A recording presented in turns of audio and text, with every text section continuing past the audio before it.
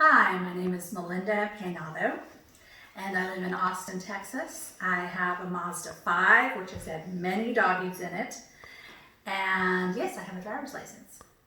So I have been involved in dog rescuing for about 9 years.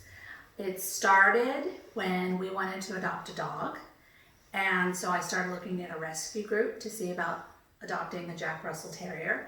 I met these wonderful people. They just taught me so much, and then I started reading. Of course, we took in a dog to foster, and then he became what's called a foster failure.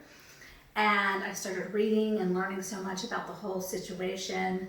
13.7 million dogs euthanized in the United States each year. This is just unbelievable. And then the conditions of the shelters and just how the whole thing works, it just blew my mind, and most people don't know about it.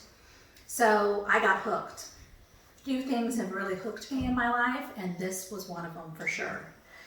I have been evolving into a coordinator. I now coordinate for a lot of out-of-state rescues, which means I'm not fostering as much because my plate is kept so full. I've fostered probably about 50 dogs.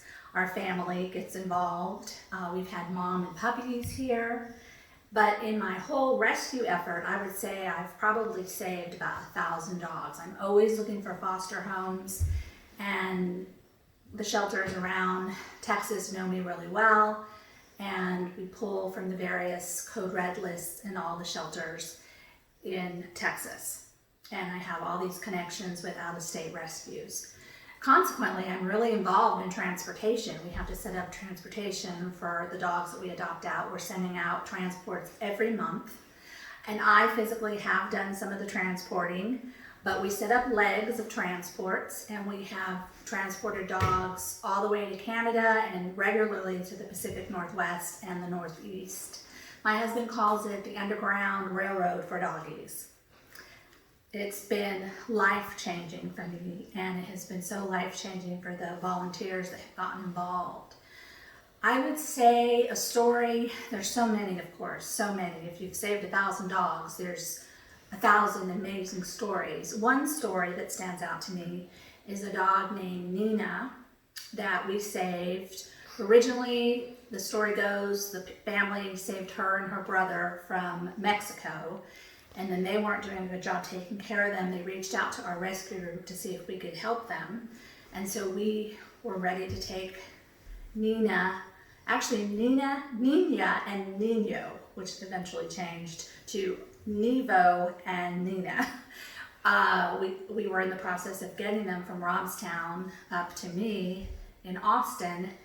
And then I get a call from the people that have them saying that Nina got tied up in a blanket over the night and that her rear end was paralyzed. She was paralyzed from the rear end down, and they were going to euthanize her. And I said, please don't do that.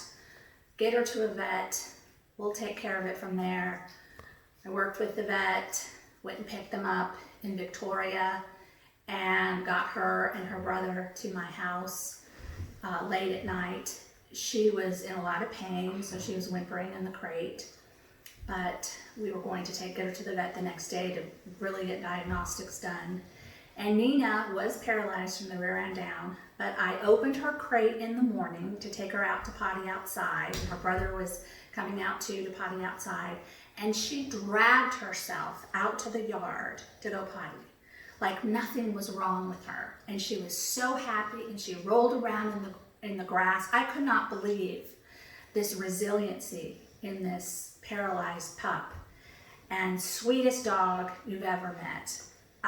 She just stole my heart. And we got her into a foster home and got sponsorship for her therapy. She had to do lots of water therapy and laser therapy. And I'm happy to say that Nina is no longer paralyzed. She lives with a family that adopted her that's 5 minutes from where I live and has a wonderful life. And she is so inspiring, and she's just the sweetest girl. And I will forever have her story of inspiration in my mind and heart.